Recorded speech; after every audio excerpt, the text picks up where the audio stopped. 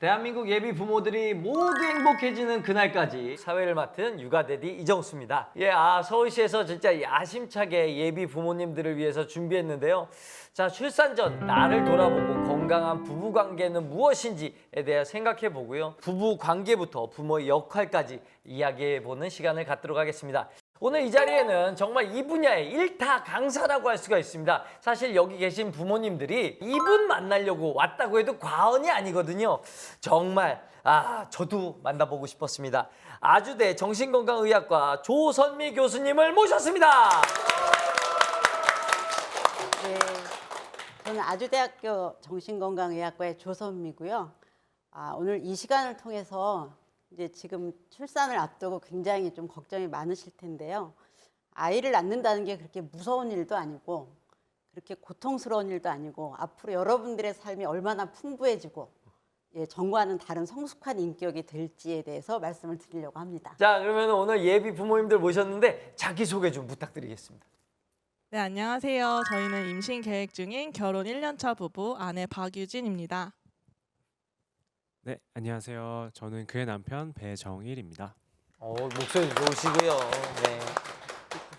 안녕하세요. 저희는 결혼 2년 차 그리고 임신 14주 된 씩씩이 엄마 아빠 안예슬 최만수입니다. 안녕하세요. 저희는 결혼 5년 차에 지금 임신 32주고요. 쌍둥이 딸 민또랑 또또의 엄마 김소희, 아빠 송민혁입니다. 네, 교수님과 먼저 얘기를 나누기 전에 교수님 책에서 그런 말씀하셨어요. 나는 누구인가? 어떤 사람을 원하는가? 이 질문에 답을 하기 위해서 20년이 걸렸다고 하셨는데 이 출산 전에 나는 누구인가? 이런 질문을 왜 해야 되는 거죠?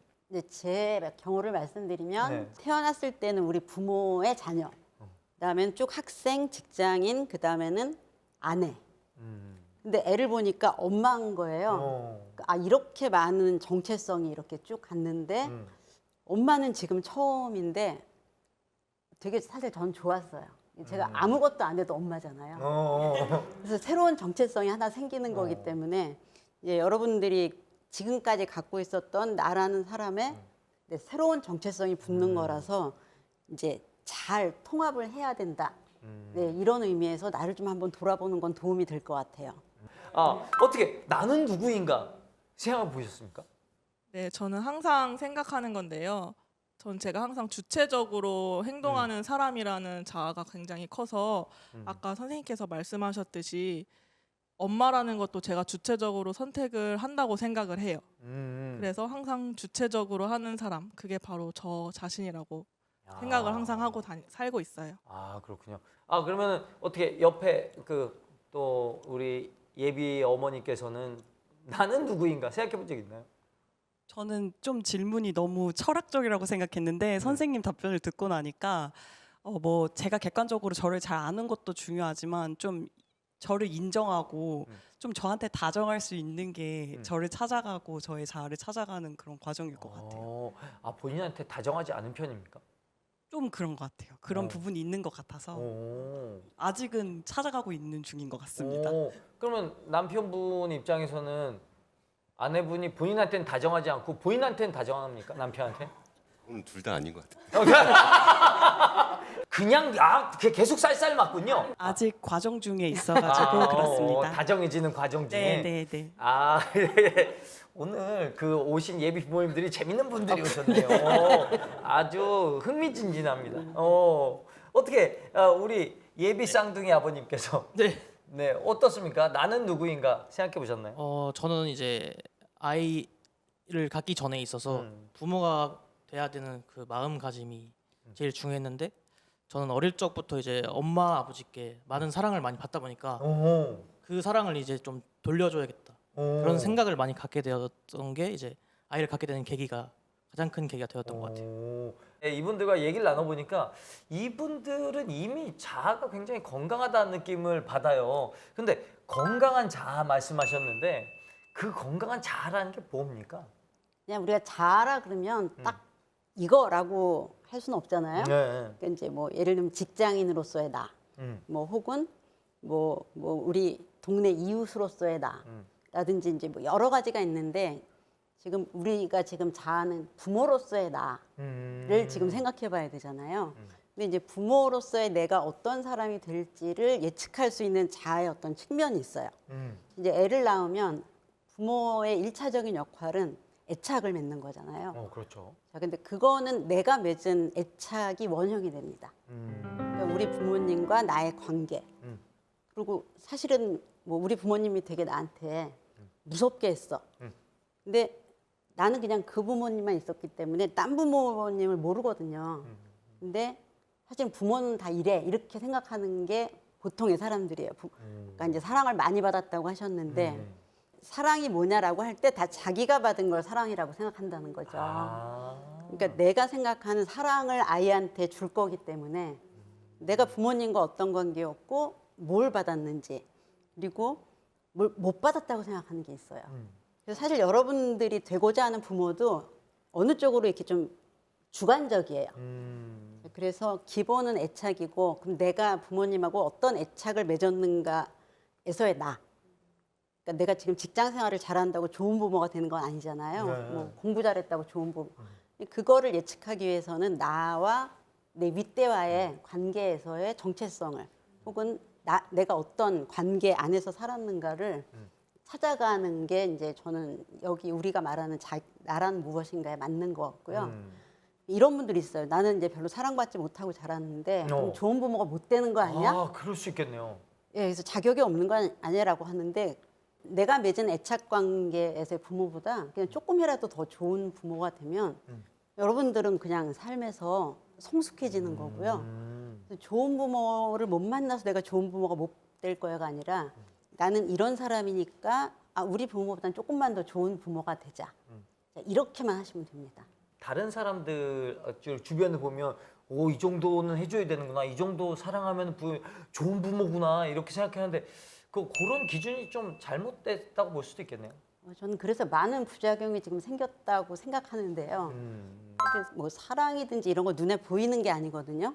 근데 그걸 모르니까 자꾸 눈에 보이는 거를 비교하는 것 같아요. 그 유모차를 얼마짜리를 사줬다, 애를 어디를 보냈다, 놀이를 몇 시간을 했다, 뭐 숫자로 지금 다 계산하는데요. 이제 그러다 보니까 어떤 때는 과잉이 되게 많아요. 예, 그래서 그냥 얘랑 나랑 편안한 상황에 있고 얘가 나이에 맞게 성장하면은 그걸로 정말 충분하고도 넘치거든요. 그러니까 그냥 주변 보지 마시고 잘 컸다고 생각하세요. 네, 전 잘 컸다고. 예, 그러면 이제 우리 부모님이 키우듯이 키우면 되는 거죠. 자기 수용이라는 것도 있어요. 그러면 자기 수용을 하려면 구체적인 방법이 있겠습니까? 아까 왜 나는 나한테 별로 친절하지 않다고 하셨는데 이제 바꾸려고 애쓰시잖아요. 근데 친절하지 않은 나도 나고 바꾸려고 애쓰는 나도 나고 못 바꾼 나도 나라는 거죠. 그냥 그거를 인정하는 거. 예, 그냥 노력하는 거로 다 되진 않아요. 육아는 특히. 네, 목표지향적인 일이 아니에요. 근데 많은 분들이 애를 태어나면 이제 이렇게 해줘야지, 뭐 이렇게 키워야지 하는데 그게 아니라는 걸 이제 육아를 통해서 알고, 근데 그걸 못 받아들이면 육아가 너무 괴로운 거죠. 그냥 부족한 나도 받아들이고 뭔가 이 아이의 어떤 점들을 내가 다 인정한다, 받아들인다, 근데 이런 면에서 예, 그게 수용이라고 생각하시면 될 것 같아요. 이 선생님 통해서 사실 선생님이 20년 동안 고민하신 거를 우리가 요 짧은 시간에 네. 한번 짚고 넘어갈 수 있어서 아주 시간을 우리가 세이브했다 이런 생각이 듭니다. 그러면은 우리가 또 이제 우리 부부들이 이렇게 모였는데 이 자녀를 낳기 전에 이제 건강한 부부 관계에 대해서도 충분히 생각을 해봐야 된단 말이죠. 건강한 부부 관계는 뭘까요? 사실 부부 관계는 부모 자녀 관계 다음으로 우리가 인생에서 이제 중요한 관계잖아요. 네네. 이것도 안 해봤단 말이죠. 이제 그 방법을 잘 몰라요. 근데 이제 살아가면서 배우는 거죠. 그래서 방향성을 좀 더 나아지는 쪽으로 가는 거. 혹시 이제 여러분들은 지금 뭐 이미 건강해 보이시지만 건강한 부부 관계를 가지고 계십니까? 네, 저희는 가지고 있다고 생각을 해요. 어떤 점에서 두 분은 건강한 부부 관계라고 생각하세요? 저는 되게 소통을 중요시하는 편이거든요. 아까 말씀하신 것처럼 현재 상황을 인정하고 그걸 통해서 서로의 부족한 면이나 뭐 좋은 점들을 수용할 수 있고 부족한 부분은 좀 내가 양보해서 뭐 더 도움을 받을 수도 있고 같은 방향을 보고 가는 걸 통해서 되게 건강하게 잘 잡고 있다고 생각을 하고 있어요. 어떻게 지금 소통하고 뭐 이렇게 한다고 생각했는데 어떻게 남편분도 소통하고 있다고 생각합니까? 아, 네, 솔직히 저도 처음에는 사실 이 소통에 대한 부분이 좀 문제가 아무래도 좀 있다고 생각을 했었어요. 네. 이제 근데 이제 그 시간을 억지로라도 좀 만들려고 노력을 하다 보니까 이제 그거에 대해서 좀 이제 자연스러워지고 이제 그런 소통하는 계기들이 좀 많아. 어떤 식으로 시간을 만들었어요? 일단 사소한 거 하나라도 좀 물어보면서 좀 진행을 많이 했던 것 같아요. 요런 방식도 건강한 관계라고 말할 수 있습니까? 관계라고 말할 수 없을 것 같아요. 왜냐하면 지금 소통을 하신다 그랬는데 이를테면 아기가 3시간에 한 번씩 깨면 누가 일어날 거예요? 몇 시까지는 알람을 뭐 정하든 4시까지 울리는 아기는 남편이 이러니까 아직 관계가 아닌 건데 아. 엄마는 들리고 아빠는 안 들려요. 아기 우는 소리가. 원래 잘 안 들립니까? 이제 이건 다를 수 이제 엄마는 아기를 낳기 때문에 호르몬이 막 나와서 훨씬 더 아기한테 민감해져 있거든요. 근데 그냥 굉장히 배려도 많으시고 계획을 잘 이제 세우시는데 약간 아수라장에 대한 그 예측은 안 되시는 것 같아요. 아수라장은 사실 경험해 봐야 알죠. 난장판 되는 것은 순식간이거든요. 알겠습니다. 아무튼 이거 신혼부부라 얘기마다 다 푸릇푸릇해요. 어떻게 이제 14주 부모님.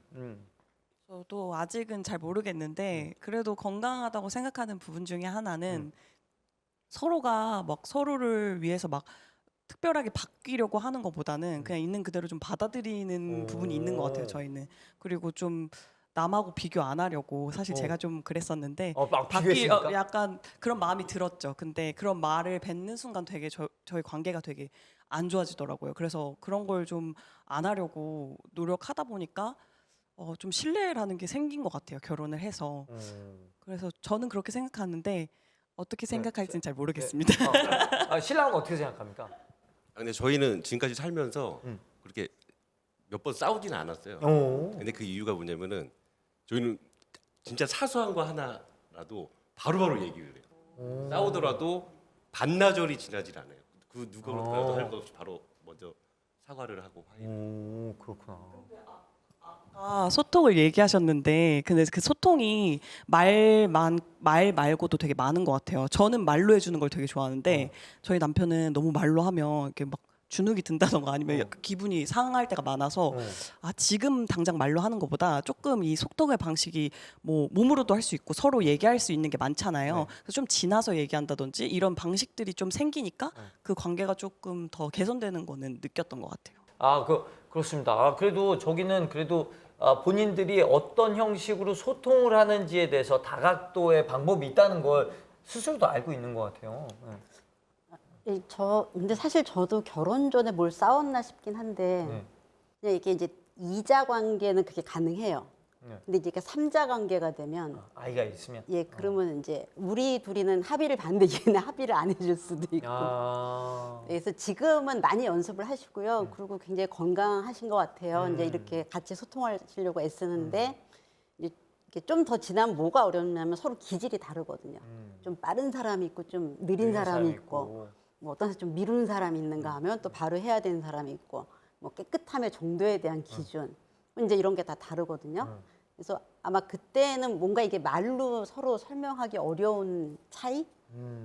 근데 이제 이거를 애를 가운데 두고 하다 보면 맞고 틀리는 게 없는 문제들이 되게 많거든요. 그래서 지금은 언어로 많이 하시되 나중에는 그냥 한쪽이 참고 뭐 넘어간다든지 이런 식의 일들도 되게 많이 생기는 것 같아요. 그냥 모든 게 다 소통이란 단어로 퉁쳐지지 않는 상황이 온다.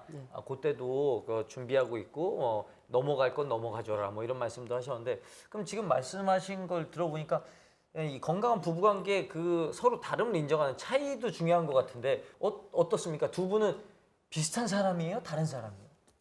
친구 관계라던가 그런 밖에 나가서 이제 활동하는 거를 뭐 저는 너무 좋아하고 남편은 이제 집에 있는 걸 너무 좋아하고 이런 성향이 되게 많이 달랐어가지고 그거는 네. 좀 약간 트러블이 생길 수도 있겠는데요. 아, 난 나가고 싶은데, 아, 난 좀 일하고 쉬고 싶은데 집에 있을래. 막 이런 것들이 있을 것 같아요. 네, 그래서 그거에 대해서 되게 얘기를 처음에는 많이 했는데, 근데 저희도 이제 동갑이어가지고 많이 싸웠던 게 좀 약간 자기가 누구 말을 절대 안 들으려고 하다 보니까 그런 거에 대해서 되게 많이 싸웠는데, 이제 좀 말투 같은 것도 많이 변화를 시키면서 서로 관계가 되게 많이 좋아졌던 것 같아요. 변화시켰다고 하시네. 할 얘기가 있습니다. 지금 할 얘기가 있어요. 할 얘기가 있으시네요. 아니요, 저 뭐 할 얘기 있는 건 아니고 이제 변화된 건 맞아요. 저도 그냥 말 그대로 MBTI가 완전 정반대예요 서로. 시간이 좀 지나면서 많이 싸워도 이 방향이 둘이 향하는 방향이 똑같다면은 그 방향성이 좀 이제 결혼하게 된 가장 큰 계기고, 그리고 제가 이제 생각하는 게 신뢰가 가장 중요하다고 생각하거든요. 그래서 이제 막 서로 거짓말하진 않으니까 이제 아이가 태어나고 나면 이제 부부끼리 있을 때도 힘들지만 아이가 태어나면 스트레스가 더 확 올라간단 말이에요. 그래가지고 이 스트레스 어떻게 해결할지 지금 이제 두 분만 있으니까 두 분이 그냥 알콩달콩 재미있는데도 뭐 스트레스가 쌓입니까? 있습니까? 서로에 대한 스트레스는 없고 이제 뭐 개인의 직장 일이나 뭐 이런 외부적으로부터 오는 것들은 있을 것 같아요. 그래요? 지금 일하고 계십니까? 저는 이제 집에서 주로 하는 업무를 하고 있어서 네, 저는 외부로부터의 스트레스는 크게 없어요. 크게 없네요. 다행이네요. 그럼 어떻게 남편분은 스트레스가 있습니까? 네, 있습니다. 뭐요? 요즘 가장 큰 스트레스가 뭐예요? 사실 직장에서의 스트레스는 다 누구나 있다고 생각을 하고, 어떻게 그 나름의 해소법이 있습니까? 이제 같이 아침에 골프 수업을 듣는다든지 이제 그런 같은 취미 활동으로 좀 많은 스트레스를 풀려고 노력하고 있습니다. 같이 뭔가 취미 활동을 맞춰서 같이 나가자. 그러면 이런 식으로. 네, 맞습니다. 그것도 좋은 방법이네요. 어떻게 스트레스 지금 뭐 저는 그 아기 가지기 직전까지 지금 대학원을 다니고 있었는데 학교 다니는 동안 좀 스트레스 많이 받았었거든요. 그래도 맛있는 거 잘 먹고 남편이랑 수다 떨고 뭐 가끔 생맥주도 한잔 하고 이런 게 되게 스트레스 잘 풀었던 것 같아요. 그렇군요. 어떻게 본인은 스트레스 푸는 방법이 있습니까? 저는 그냥 일 끝나고 음. 사우나를 무조건 가거든요. 일주일에 못해도 한 3-4번은 가서 진짜요? 사우나 중독이어가지고 한 번 갔다 오면 좀 많이 스트레스가 풀리는 것 같아요. 얼마나 계시는데요? 저는 그냥 한 1시간 안에로 끝나고 오는데 그게 저한테는 요즘에 가장 스트레스를 푸는 방법인 것 같아요. 그것도 괜찮네요. 예. 그러면 이렇게 또 스트레스를 사우나로 또 풀어보시고 어떻게 스트레스가 별로 없으실 것 같아요, 근데. 저는 원래 스트레스 잘 안 받는 성격이긴 한데 네. 이제 최근에 들어서 임신하고 뭐 몸이 변화한다던가 그리고 출산하고 나서 이제 포기해야 되는 저의 이제 인생의 가치들이 있었는데 그런 자유로운 그런 걸 포기해야 된다고 생각을 해서 그런 부분들을 좀 경력 단절이라던가 그런 게 스트레스를 많이 받았었는데 아까 딱 문득 든 생각이 이제 제가 엄마라는 거를 주체적으로 선택을 했다고 생각을 못 하고 있었는데 아까 교수님도 그렇고 여기 이제 그 신혼부부 분께서 말씀하셨을 때도 그 엄마라는 거를 선택을 해서 되게 오히려 좋았다 이렇게 얘기하시는 걸 듣고 나니까 갑자기 좀 그동안 되게 뭔가 그래요. 맞아요. 뭔가 네. 날 뭔가- 쪼그라들었던 나의 네, 자존감이. 갑자기 확 올라가는 기분이 들었어요. 우리 예비 부모 교육이 사실 노림수는 아니었는데 이런 식으로 누군가의 스트레스를 해소해 줬네요. 네, 그러게요. 풀어줬네요. 어떻게 남편분 스트레스 어떻게 푸십니까? 둘이 이제 공통적인 그 취미가 여행이거든요. 여행을 자주 가는 편입니다. 네. 그렇군요. 그 여행 이제 그러면은 여기 같은 경우는 이제 여행을 가면서 스트레스를 풀고 예전에 아기가 생기기 전에 이제 이거 한 잔씩 하면서 스트레스 풀고 사우나 가시고 골프 운동하고 뭐 이렇게. 근데 지금 얘기했던 스트레스 푸는 방법들이 이게 어찌 보면 아기가 태어나면은 좀 쉽지 않을 것 같은 해소법이거든요. 네. 그죠? 이 스트레스 아이들이 중간에 딱 끼었을 때 우린 스트레스를 어떻게 풀어야 될까요? 근데 이제 두 가지로 저는 이제 스트레스라고 생각이 되는데 이 공간 이 애랑 같이 있는 어떤 시간을 좀 벗어나는 거. 예, 그게 그러니까 지금 이 정도시면 이렇게 하루씩 번갈아 가면서 나갔다 올 수도 있고 차 마시러 갈 수도 있고 또 많은 분들이 일단 결혼하고 애가 생기면 꼭 같이 뭘 하려고 하시더라고요. 이제 내가 원하는 게 뭔지를 분명히 얘기하실 필요가 있고요. 요즘 부모들이 제일 스트레스 받는 게 아이의 시선을 다 따라다니는 겁니다. 얘가 배고픈가? 뭐 심심한가? 계속 보고 있어, 계속. 예. 그리고 그걸 빨리 이렇게 해주려고. 그래서 저는 사실 제가 한 것보다 요즘 그렇게 하시는 게 훨씬 더 힘든 것 같아요. 저는 이제 애가 있으면은 이제 배 안 고프고 다 됐어. 그러면 이제 저는 저 할 거 하거든요. 뭐 필요한 거 있으면 얘기해 뭐라든지. 근데 요즘은 이제 계속 뭐 배고파? 뭐 심심해? 뭐 어디 아파? 나갈까? 이제 이렇게 하느라고 요새 탈모 걸린 분도 많이 봤어요. 그러니까 애들은 그렇게 키우는 게 아니에요. 처음에는 이렇게 약간 10분 간격으로 이제 영유아는 그렇게 봐야겠죠. 뭐 싼나무 이렇게. 근데 그 시간을 늘려가는 겁니다. 얘를 안 봐도 되는, 얘한테 신경을 안 써도 되는 시간을 늘려가는 게 양육이거든요. 이거를 계속 쳐다볼 거면 사실 성장에도 도움이 안 돼요. 그러니까 그냥 크면은 저절로 내가 좀 더 편해지는 방향. 그러면서 이제 스트레스를 해소하셔야지 열심히 키우다가 잠깐 쉬는 거는 사실 쉬어도 별로 해소가 안 돼요.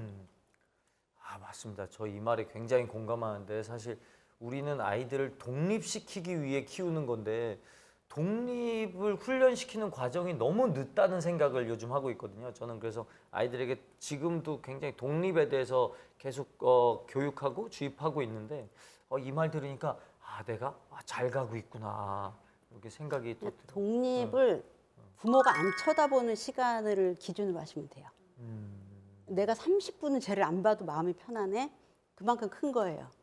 1시간을 신경 안 써도 되네. 그다음에 이제 숙제를 내가 봐줘야 되네 해서 한 이틀에 한 번 봐줘도 되네. 이런 게 성숙이에요. 성장. 얘를 계속 노려보고 있는 건 성장을 안 시키는 거다.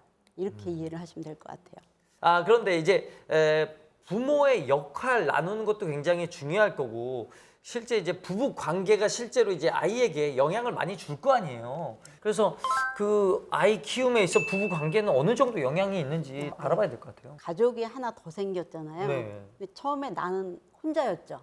근데 이제 결혼을 해서 둘이 됐잖아요. 네. 그럼 상대가 나한테 얼마나 영향을 주나요? 엄청 주죠. 엄청이죠. 네. 그 애는 부모 밑에서 이제 태어났잖아요. 그럼 이 부모의 영향은 어마어마하죠. 네. 근데 아이들이 느끼는 건 부모의 정서입니다. 정서. 그러니까 엄마의 정서, 아빠의 정서, 엄마 아빠 상호작용의 정서. 저는 이제 물 온도에 비유를 하는데 네. 부모님이 자주 싸우고 그다음에 사이가 안 좋으면 이렇게 냉탕에 계속 있는 느낌입니다. 냉탕. 그러니까 이제 정서 상태가 차가우니까 애는 이제 세상의 정서가 다 차갑다고 느끼고 자기는 찬바람 맞으면서 컸다고 느끼거든요. 그럼 이제 어떤 분들은 그래서 뜨겁게 해주세요. 막 이렇게 애한테 막 하트를 막 뿜고 약간 행복 강박 같은 분들 요즘 되게 많아요. 엄마는 너를 1분이라도 뭐 슬프게 안 할 거야, 기분 좋게 해줄 거야. 이게 이제 뜨거운 물입니다. 그럼 이제 얘는 나오면 바로 감기에 걸려요.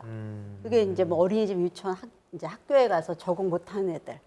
가정에서는 막 엄청 이제 막 사랑에 절었거든요. 그래서 일단 안 싸우면 좋은데 부부관계에 안 싸울 수는 없을 것 같아요. 이게 이제 왜냐하면 부부간에 싸우는 건 좋지 않다고 하니까 막 한 번이라도 싸우면 큰일 나는 거죠. 애가 막 트라우마다 이런 분들이 있는데 뭐 예를 들면 내가 이제 샤워를 하는데 이 물 온도를 맞출 때 좀 뜨거우면은 차갑게 하고 차가우면 뜨겁게 하잖아요. 이렇게 해야지 세상에 나갔을 때 온도 차이가 크지 않거든요. 이제 부모의 정서 중에 애들한테 이제 크게 영향을 주는 건 반복적이고 지속적인 불화, 예측 못한 분노. 맞아. 갑자기 터져요, 엄마가. 네. 이 두 가지만 안 하시면 애들은 큰 문제 없고요. 싸우셔도 되는데 싸우고 화해하는 모습을 보여주기만 하면 돼요. 근데 싸우지 않는 가정은 아이가 다툼을 잘 못 견딥니다.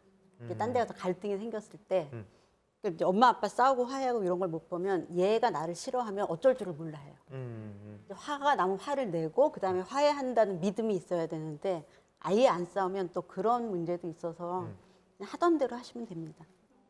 하던 대로 하시고요. 그냥 뭐 그 다음날 이렇게 꼭 애한테 또 설명해 주시는 분들이 있어요. 음. 엄마 아빠가 어제는 좀 화를 냈는데 그거는 사랑하지 않아서가 아니고 다 필요 없고요.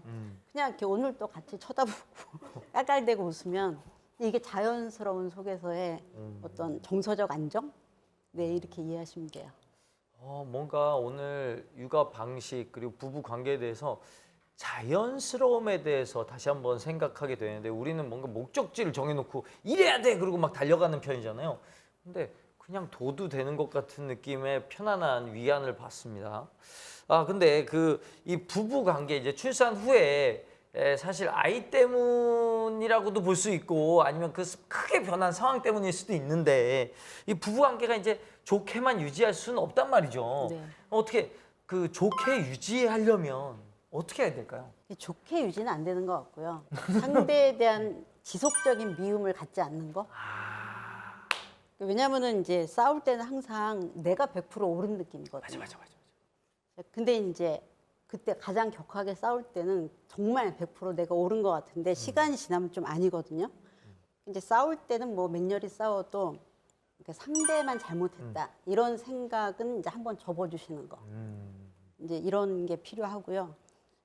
그리고 이제 분명히 좋은 점이 있어서 결혼했거든요.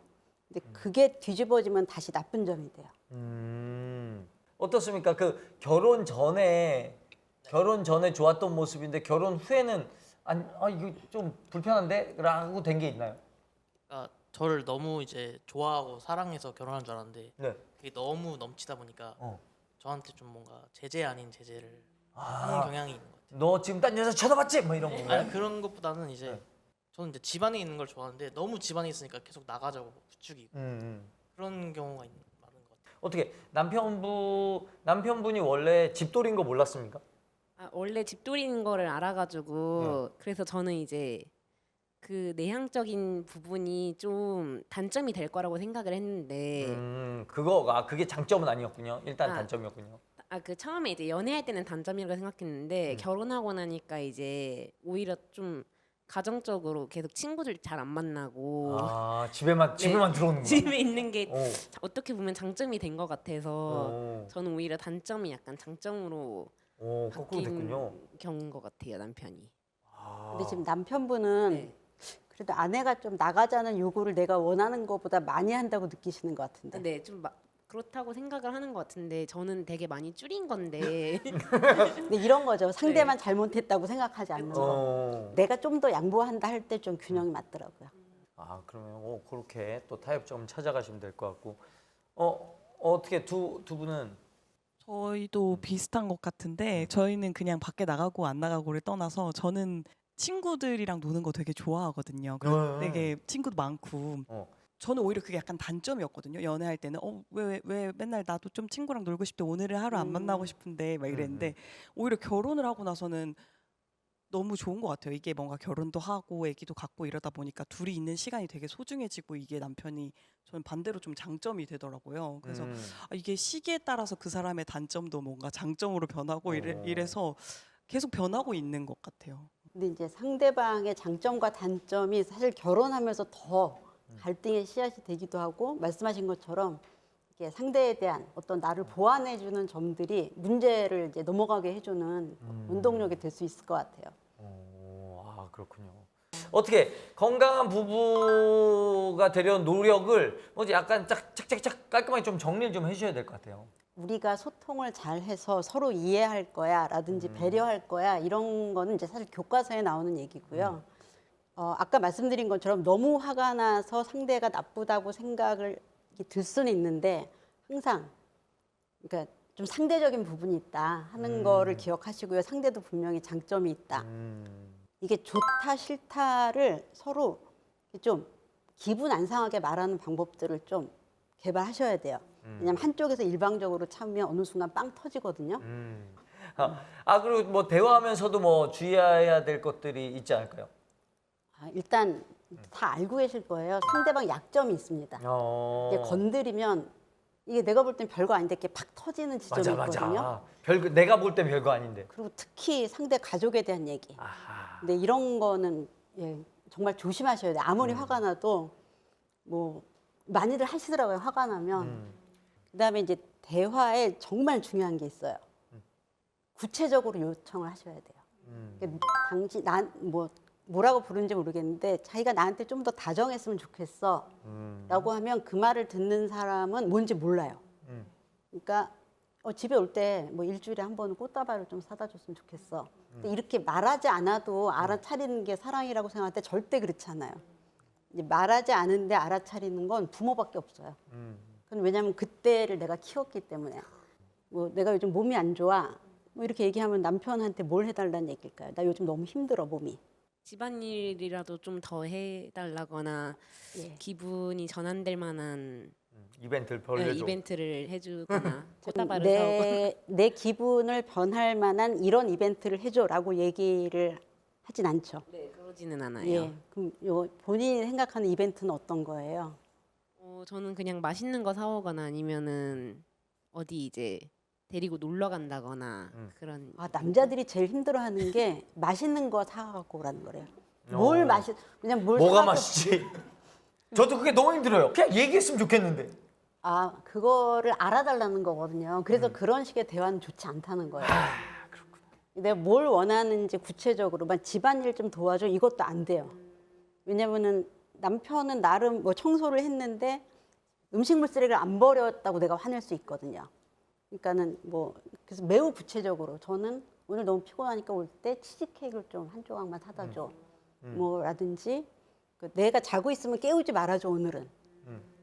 예, 그래야지 받을 수 있거든요. 그래서 제가 부부 상담을 하면서 남편분들이 아내의 말을 해석하는데 너무 어려움이 크더라고요. 번역이 안 된다고. 맞아요. 그다음에 이제 정말 노력했는데 안 바뀌어. 그럼 과감하게 내려놓으셔야 됩니다.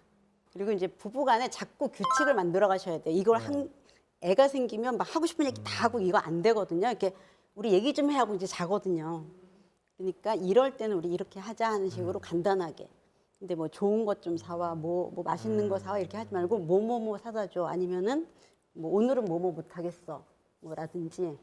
근데 이렇게 안 하면 이제 원하는 환경을 만들 수도 없고 사이가 너무 나빠진다는 거죠. 그래서 이런 규칙들을 잘 만들어 놓으면 서로 나쁜 사람이 아니거든요. 좋아. 그렇습니다. 이런 것들을 좀 지켜가면서 하면은 우리가 부부 관계를 잘 유지할 수 있다. 이런 팁을 주셨고요. 그럼 이제 두 분은 이제 뱃속에 아이가 자라나고 있으니까 요거 이제 태어나면은 어떻게 키울 건지 생각을 해보셨을 거란 말이에요. 근데 양육의 기준을 이렇게 딱 세워놓고 요렇게 키워야겠다 이런 게 있을 수 있는데 그런 거 있으세요? 난 이거 어떻게 해서 어떤 식으로 키워야겠다 뭐 이런. 아직까지는 없는 것 같아요. 근데 이제 생각을 했었던 거는 이제 주변에서 아이들 키우고 이제 임신해서 출산하신 분들 보면 좀 부부가 서로 좀 얘기를 많이 나누고 좀 줏대가 있었으면 좋겠다라는 생각을 되게 많이 했어요. 너무 엄마 다르고 아빠 다르고 그러니까 애들이 좀 혼란스러워한다던가 이런 걸 많이 봐가지고 우리 둘 다 좀 합의가 된 상태에서 아이를 만나서 아이를 대할 수 있으면 그게 좋지 않을까 하는 생각은 있어요. 근데 아직까지는 14주기 때문에 하기야. 아직까지는 지금은 큰 그냥 맛있는 것만 생각하고 그렇게 되죠. 그런 것 같아요. 좋아요. 그러면 양육의 기준 어떻게 세우면 좋을까요? 그냥 제가 볼 때 많은 분들이 결혼을 해서 애를 낳으면 아빠는 한 가지 생각밖에 안 해요. 어떻게 내 가족을 먹여 살리지? 생각을 많이 할 수가 없어요. 왜냐하면은 이 아이한테 보고 뭘 하는 게 아니라 내 짐이 지금 엄청 많아졌거든요. 그리고 엄마들이 얘를 어떻게 건강하게 잘 키우지? 얘한테 뭘 바라기보다 일단 1번 좀 순한 애가 나왔으면 좋겠다. 내 전생에 내가 좋은 일을 많이 해서. 왜냐면 이제 태어났을 때 애들이 다 다르거든요. 예. 근데 이제 그 다음에 약간 이제 중요한 게, 난 다 해주고 싶어. 이런 분들이 기준이 하나 있고요. 다 해주고 싶어. 뭐 좋은 걸 다 주고 싶어.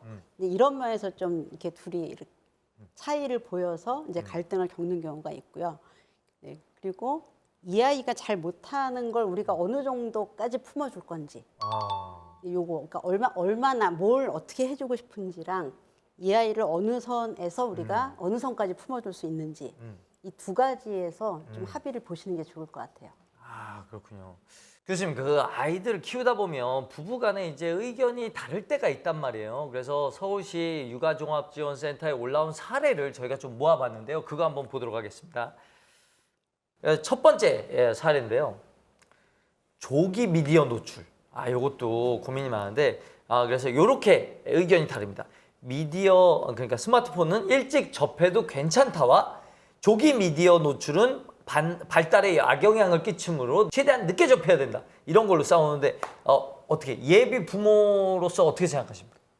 저는 사실 이제 저희 어렸을 때를 계속 생각하고 그걸 기준을 삼게 돼가지고 사실 우리 어렸을 때는 스마트폰 없이도 이제 충분히 엄마 아빠께서 육아를 되게 잘 하셨고 그런 점들이 계속 생각나다 보니까 조기 미디어 유출에 대해서는 되게 부정적인 편이기는 해요. 또 조건부로는 이제 동의를 하는데요. 완전히 반대한다기보다는 이제 여러 가지 경험을 시켜주는 것이 오히려 이제 아이에게는 좀 더 좋은 영향을 미칠 수 있을 것 같고 대신에 이제 뭐 좀 제한적으로 하루에 1시간이라든지 그리고 뭐 이제 거리를 두고 이제 시력이 안 좋게 그런 걸 이제 방지하고자. 시기적으로는 언제쯤부터 시작하면 좋을까요? 근데 보통 이제 어린이집을 가면 많이 보더라고요. 어린이집. 네. 그때 시청각 자료를 많이 보기 때문에 그 시기쯤이 좀 적당하다고 생각하고 있어요. 한 3살?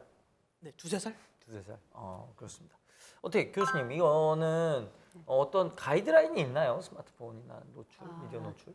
있긴 합니다. 네. 그러니까 이제 이 가이드라인이 만들어지긴 했는데 이제 이게 스마트폰이 나온 지 얼마 안 됐잖아요. 네. 그래서 이게 정말 확실하게 검증이 됐다 이렇게 할 수는 없는데 많은 분들이 그러니까 저는 TV 세대고 저희 애들은 컴퓨터 세대고 요즘 애들은 이제 스마트폰 세대거든요. 그러니까 이제 계속 놀이기구가 바뀌는 거예요. 사실 부모들도 계속 공부를 해야 되는 게 야, 나 때는 스마트폰 없이도 살았어. 이제 이러면은 우리 엄마는 대화가 안 통해 이렇게 되거든요. 자, 그래서 그냥 스마트폰은 그냥 스마트폰이나 뭐 어쨌든 태블릿은 특성상 굉장히 이제 색감이 강하고 빨리 움직이기 때문에 2세까지는 보여주면 안 돼요. 이때 이제 움직임이나 컬러에 대한 어떤 시각적 뇌가 이제 지금 발달하고 있는데 계속 이렇게 자극적인 걸 주면 어느 시기에는 밋밋한 걸 못 보, 그러니까 굉장히 싫어할 수도 있어요. 그래서 한 2세까지는 이제 보여주지 않는 게 좋고요. 근데 문제는 이제 내가 집에서 쉬고 싶은데 맞아. 애가 달려들 때가 문제입니다. 이거는 나도 모르게 찬성하게 될 수 있어요. 그러니까 미리. 그러니까 애는 이제 부모가 이거 보면 달려오거든요. 그래서 그거를 정해야지 내가 한다 안 한다 지금 신념은 별로 필요 없는 것 같아요. 근데 이제 2년 동안은 우리도 집에 오면 가급적 애 안 보이는 데서 살짝 하거나 그런다 하는 거고요. 이제 그 다음부터는 이제 얘한테 이렇게 주는 게 아니라 이렇게 옆에 같이 있어야 됩니다. 뭐 예를 들면 아까 말씀하신 것처럼 한 3세 지나면 한 30분, 30분 정도는 보여줄 수 있는데 같이 봐야 돼요. 그래서 요즘은 이제 유튜브 영상 중에 아이한테 맞지 않는 단어가 되게 많이 나와요. 맞아요. 그래서 그런 것들은 좀 다 보고 그렇게 검증해서 보여주시고요. 그다음에 이제 늦으면 늦을수록 좋은데 뭐 요즘은 키즈폰 뭐 이런 게 있어갖고 뭐 얘 확인한다고 주는데 그냥 기능이 떨어지는 걸 최대한 사주시면 됩니다. 많이 안 되는 거. 그러면 이제 아이들이 이제 스마트폰 같은 경우는 이제 이렇게 통제하려고 그러면 이제 다툼이 생기잖아요. 막 화도 내고 막 내놔 이렇게 되고 막 이렇게 되는데 이런 건 어떻게 할까요? 어떻게 일단 조율하면 좋아요? 키즈폰을 줄 때부터 규칙을 세워야 돼요. 네가 이거는 몇 시부터 몇 시까지 갖고 있을 수 있고 나머지는 줘 하시면 안 되고요. 그 나머지 시간은 갖고 오셔야 돼요. 많은 분들이 애가 먼저 와서 엄마 나 이거 다 썼어 이러기를 바라는데 절대 없습니다. 애들이 어느 순간 그냥 이거는 내가 맘대로 할 수 없는 거구나 하는 걸 몸에 이제 체득하고 달라 그럴 때 막 이러지 않거든요. 이제 많은 분들은 먼저 줘요. 애가 맘대로 해요. 근데 어느 순간 너 너무 많이 하는 것 같은데 이럴 때 예, 서로 이제 부딪히게 되는 거거든요. 그래서 처음부터 규칙을 정하고 이제 그게 안 되면 그냥 저는 이런 것도 좀 추천하는데 뭐 예를 들면은 엄마나 아빠는 30분만 게임을 했으면 좋겠어. 근데 왜 사람이 뭐 조금만 더 할게 막 더 시켜주고 이러면 또 때를 쓰거든요. 그러니까 30분만 해. 그래서 30분 딱 끝났을 때 네가 때 쓰지 않고 그만하면 내일은 10분 더 하게 해줄게. 그래서 이렇게 계속 얘는 상을 받기 위해서 그거를 잘 끊는 거죠. 그래서 제일 중요한 건 그만할 때 끊는 능력이거든요. 뭐 몇 시간을 하는 게 아니라. 자 이제 두 번째 사례인데요. 이거 부부 싸움. 저 이거 굉장히 중요하게 생각하는데 싸움도 일상에서 일어난 일 중에 하나니 굳이 숨길 필요 없다라는 측과 아이 앞에서 싸우는 건 되도록 노출 안 시키는 것이 좋다. 이런 건데 어떻게 생각하십니까? 부부싸움 보여줘야 될까요? 안 보여줘야 될까요? 저희도 이 부분에 대해서 얘기를 해본 적이 있었어요. 네. 근데 저희가 싸우는 건 아이에게 숙제가 아니라고 생각을 해서 최대한 숨겨야 된다고 생각을 했었는데 아까 이제 일부에서 교수님께서 말씀하신 거 보고 온도 차이를 뜨뜻미지근하게 유지하기 위해서는 어느 정도 우리가 싸우게 되더라도 화해하는 모습을 보여야겠구나라고 오늘 이제 경험 생각을 하게 되었어요. 오늘 배웠군요. 네, 감사합니다. 그렇습니다. 그러면 뭐 두 분은 어떻게 생각하세요? 제가 어렸을 때 기억이 나는 게 엄마 아빠가 싸우고 계시다가 갑자기 저희가 들어오니까 조용히 하고 막 이렇게 들어가시는 거예요. 근데 그게 더 불편했어요. 맞아. 네, 그게 너무 불편했어요. 근데 나중에 이제 조금 더 크니까 두 분이 싸우시는 내용도 알게 되고 그게 저한테는 되게 오히려 편안하고 어느 정도 나이가 드니까 뭐 언니랑 저랑 되게 중재도 하게 되고 그러더라고요. 왜냐면 이게 객관적으로 볼 수 있는 나이가 되다 보니까 그래서 너무 부자연스럽게 싸우다가 갑자기 조용히 막 이러면서 가는 거는 좀 더 아이가 더 불안할 것 같다는 생각이 좀 들긴 하는 것 같아요. 어떻습니까? 이게 만약에 아이가 있으면은 부부 싸움을 하고 싶으면 앞에서 할까요? 아니면 몰래 가서 할까요? 애들이 어떻게 느끼는지가 사실 중요한데요. 네. 부모가 싸우는 거를 애들은 데시벨의 영향을 많이 받습니다. 목소리가 커지면 뭔가 화가 났다고 생각해요. 근데 이제 많은 분들이 일단 이렇게 그냥 투닥투닥 하는 것도 싸움이라고 생각하시는데 애들은 그냥 대부분 엄마가 잔소리했어 이 정도로 이해하기 때문에 근데 이렇게 막 데시벨이 높아지고 물건이 날아가지 않으면 애들은 크게 신경 쓰지 않습니다. 그다음에 지금 말씀하셨던 것처럼 실제 감정과 보여주고 싶은 감정의 차이가 커지면 아이들이 불안해해요.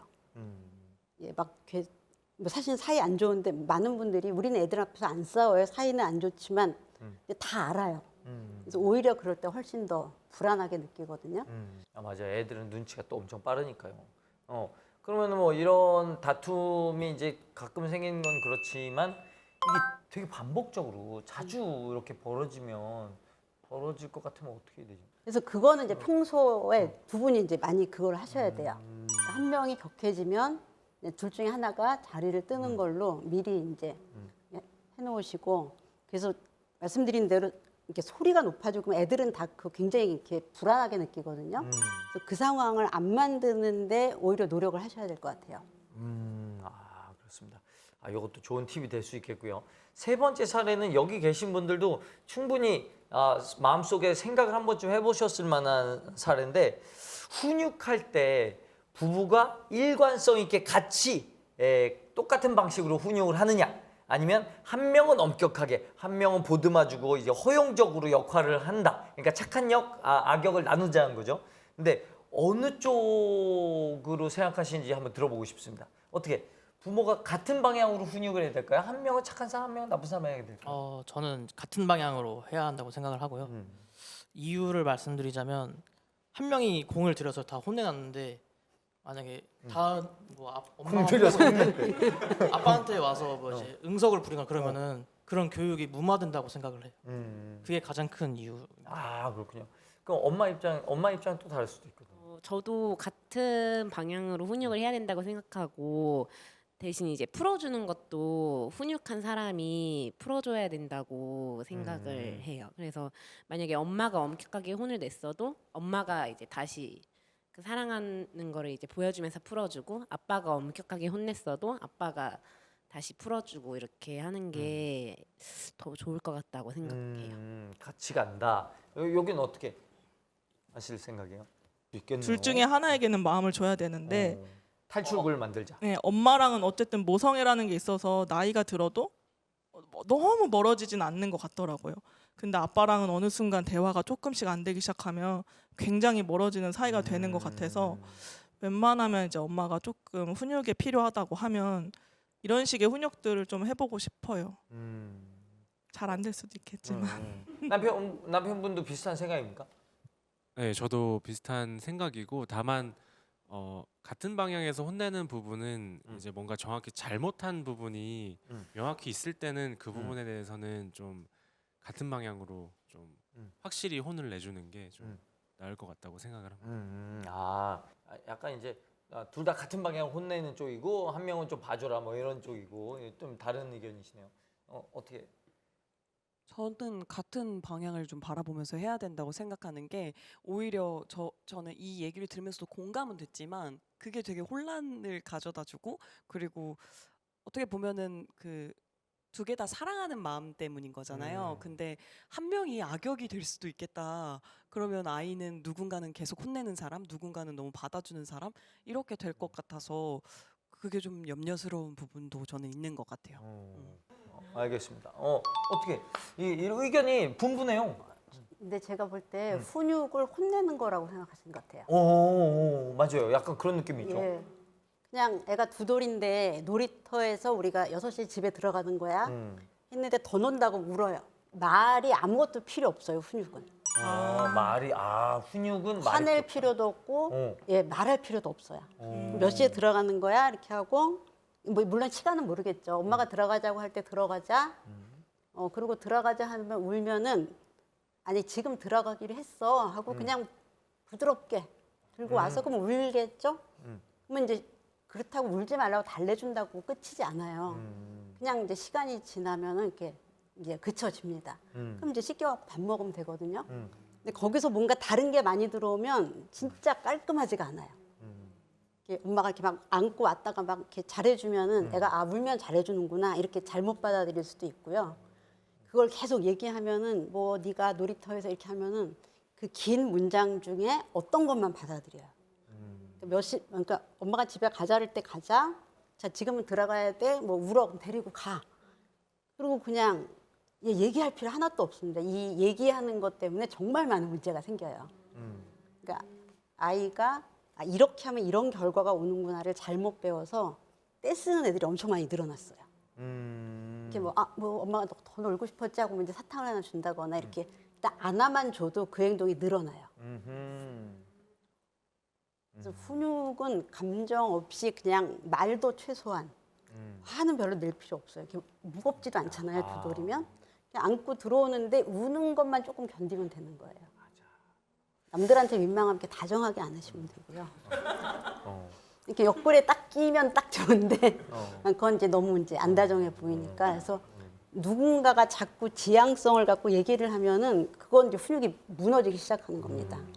자, 훈육은 뭐 누가 더 엄격하냐 아니냐가 마치 누가 더 소리를 치냐 화를 내느냐 이렇게 생각하시면 안 되고 규칙을 어떻게 정할지 이제 우리가 이렇게 정했을 때 얘가 이게 적절한지 얘 나이에 그다음에 이걸 어겼을 때 어떻게 할 건지 거기에다 포커스를 맞추셔야 돼요. 그래서 훈육이 뭐 예를 들면 나는 뭐 스마트폰을 뭐 30분만 해야 된다고 생각해. 나는 1시간은 해도 된다고 생각해.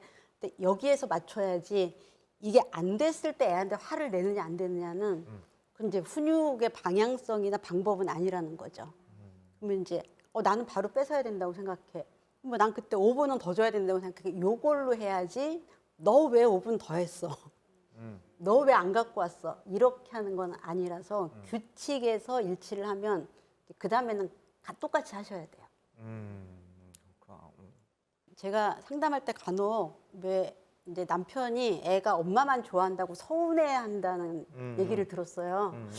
근데 저는 어떻게 그런 생각을 하지 싶었는데 왜냐하면 주 양육자랑 아이는 가장 친밀하고 당연히 그런데 그럼 이제 애정이 이렇게 주 양육자 쪽으로 흐르는 거잖아요. 네. 근데 나는 주 양육자가 아닌데 더 좋아해 주기를 바라는 건 애 같은 마음인 거죠. 뭐 내가 사랑받기 위해서 애를 낳은 건 아니잖아요.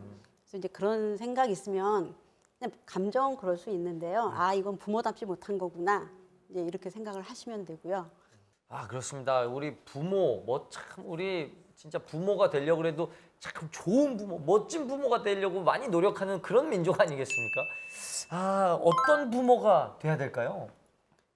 제가 예전에는 이제 그 아이를 데리고 오면 어머니 혼내지 좀 마세요 이랬는데 요즘은 말은 안 하는데 너무 잘해주시는 거 아니에요? 뭐 이런 느낌이 들 때가 많아요. 너무 휘둘리시는 것 같아요. 이게 무슨 존중이 아닌데 약간 대등한 판단력을 가진 대상처럼 대하는. 그러니까 너는 뭐가 좋아? 하고 이제 부모랑 의견을 1대1로 하는 거죠. 이래 갖고 이제 큰일 나는 집을 굉장히 많이 봤어요. 그래서 이제 마음가짐을 제가 한 3가지 정도로 정리를 해서 말씀을 드릴게요. 자, 이제 부모는 만만한 부모와 단호한 부모 중에 하나가 될 수 있는데, 자, 그 만만한 부모의 1번이 아이를 행복하게 만들지 않으면 나는 잘못하는 거다. 예. 아이가 계속 즐겁고 해피하고 기분이 좋아야 된다. 이럴수록 이제 만만합니다. 그럼 이제 아이가 자기 기분을 무기로 쓸 수 있어요. 이제 단호한 부모는 너를 성장시키는 게 내 역할이야. 기준도 얘를 내가 지금 성장시키는 방향으로 가고 있나? 이래야지 단호한 부모가 될 수 있거든요. 그 태블릿도 많이 보여주면은 애는 기뻐해요. 안 보여주면 웁니다. 근데 너의 발달을 위해서 우리가 이만큼 정했고 너는 따라야 돼. 이제 이럴 때 단호한 부모가 되는 거고요. 그다음에 이제 가족들이 다 감정이 있을 거 아니에요. 근데 아이 감정을 항상 1번으로 하면 만만한 부모입니다. 이렇게 지금 이렇게 예를 들면 뭘 이렇게 외식을 할 때 뭐 먹고 싶어 하고 이제 애가 하나면 다 정하거든요. 이제 이 아이는 양보를 머리로밖에 못 배워요. 이제 많은 분들이 이제 양보를 많이 가르쳤다고 하는데 사실 머리로 배워서는 할 수 없잖아요. 그러니까 외식을 할 때도 한 번은, 그러니까 2번 애가 정해도 1번 정도는, 그래서 아이의 감정을 우선시하지 않는다. 그리고 내 감정도 중요하다. 엄마 좀 피곤하니까 혼자 놀아. 이렇게 말할 수 있어야 되죠. 아이의 감정만 존중하면 아이도 자기 감정만 존중합니다. 예, 그러면 이제 만만한 부모가 되는 거고요. 그다음에 아이들을 자유롭게 해줘야 된다는 분들이 요즘 많아졌어요. 네, 자유롭게 해줘야지 애가 창의적이고 뭐 자존감이 높다 그러는데, 불안이나 실패나 통제를 안 겪은 아이들은 미성숙합니다. 자유롭지 않고요. 그냥 통제를 안 해도 되니까 편한 거죠. 근데 여기서는 뛰면 안 돼. 근데 이렇게 막 뛰어요. 이제 표정은 좋겠죠. 마음대로 하니까. 근데 이제 막 뛰는데 보니까 다른 애들은 다 줄 서 있거든요. 그래서 자기 통제를 잘 할수록 아이들은 자존감도 높아지고, 네, 훨씬 더 성장을 잘 하거든요. 그래서 요즘 제가 좀 심각하게 보는 현상 중에 하나가 언어가 늦는데 내버려 두는 분이 굉장히 많더라고요. 기다린다고. 기다릴 일이 있고 기다리면 안 되는 일이 있어요. 근데 이건 뇌 발달이라 기다릴 문제가 아니거든요. 그러면 이제 만만한 부모가 되는 길이 그런 거면 단호한 부모는 어떻게 됩니까? 예를 들면 저는 마트에 가는데 네가 뭘 사달라 그러면 바로 집에 올 거야. 그래서 이제 바로 오죠. 놀이동산에서 한번 그래봤어요. 우와. 그러니까 애들이 그다음부터 절대로 1시간 반을 갔는데. 네. 그런 걸 무서워하면 만만해져요. 뭐 여기까지 왔는데 뭐라든지 뭐 애가 오는데 뭐 이렇게 갖고 싶다는데, 이제 그게 사실은 애를 위하는 것 같지만 내 마음 편하자고 하는 거거든요. 오늘 만만한 부모와 이 단호한 부모가 되는 얘기에 대해서 조금 더 이제 정리를 해주셨고요. 자, 오늘 교수님이랑 이제 올바른 건강한 자아와 이 부부 관계 그리고 부모의 이 위치까지 참 얘기를 잘 나눠봤는데, 오늘 시간 어떠셨습니까? 네, 사실 이제 교수님 말씀들도 당연히 다 이제 좋은 말씀들이었고, 이제 여러 이제 부모님들과 같이 하다 보니까 저희 생각과 좀 많은 다른 생각도 물론 가지고 계신 분들도 이제 만나 뵈서 정말 유익한 시간이었던 것 같습니다. 네. 오늘 들으면서 하루 만에 막 모든 걸 다 이룰 순 없겠지만 그래도 하나하나 같이 좀 더 규칙 같은 것도 정하고 좀 더 저희 부부도 아이를 만나기 전에 조금 더 성장해야겠구나 하고 느끼는 시간이었던 것 같아요. 저도 이제 요즘 많이 든 생각이, 그러니까 SNS 이런 데에서 되게 무분별하게 너무 육아에 대한 정보가 많아서 사실 이제 30주가 넘는 기간 동안 딱 이제 나의 양육관을 확립을 한다거나 그런 게 되게 힘들었는데, 오늘 교수님이랑 이제 얘기를 많이 하면서 어느 정도 길을 이제 정할 수 있게 된 것 같아가지고 정말 좋은 시간이었습니다. 어떻게 교수님 오늘 시청자분들에게 그리고 많은 예비 부모들에게 어떻게 마지막으로 전하실 말씀이 있습니까? 네. 뭐 오늘 우리가 자기 자신에 대해서 생각해보는 시간도 가졌고, 그다음에 이제 이 부부간의 관계를 출산 후에는 어떻게 할까 이런 얘기도 좀 다뤄봤고요. 뭐 그다음에 이제 스트레스 해소, 그다음에 양육관, 이제 이런 얘기들을 이제 다양하게 나눴는데, 그냥 저는 이 모든 게 지금 시작이라는 생각을 하셨으면 좋겠어요. 내가 뭔가 이거를 다 결정하고 가는 게 아니라 이제 큰 아, 우리가 이러이러한 부분에서 우리 삶이 달라지겠구나.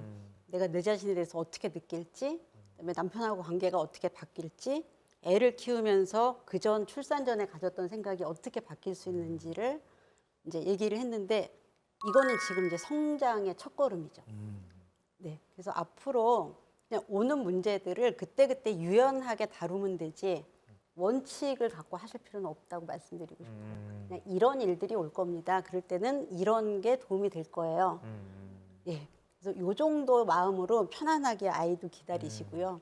또 편안하게 돌보시면 좋을 것 같습니다.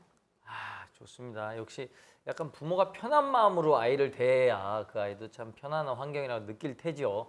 자, 오늘 교수님 얘기 들어보니까 교수님이 정말 대한민국 육아 1타 강사라는 게 다시 한번 느껴지는 시간이었습니다. 여러분 오늘 큰 도움 되셨길 바라겠고요. 오늘 귀한 말씀해 주신 조선미 교수님 감사드리고요. 네, 감사합니다. 그리고 오늘 나와주신 여러분들 감사합니다.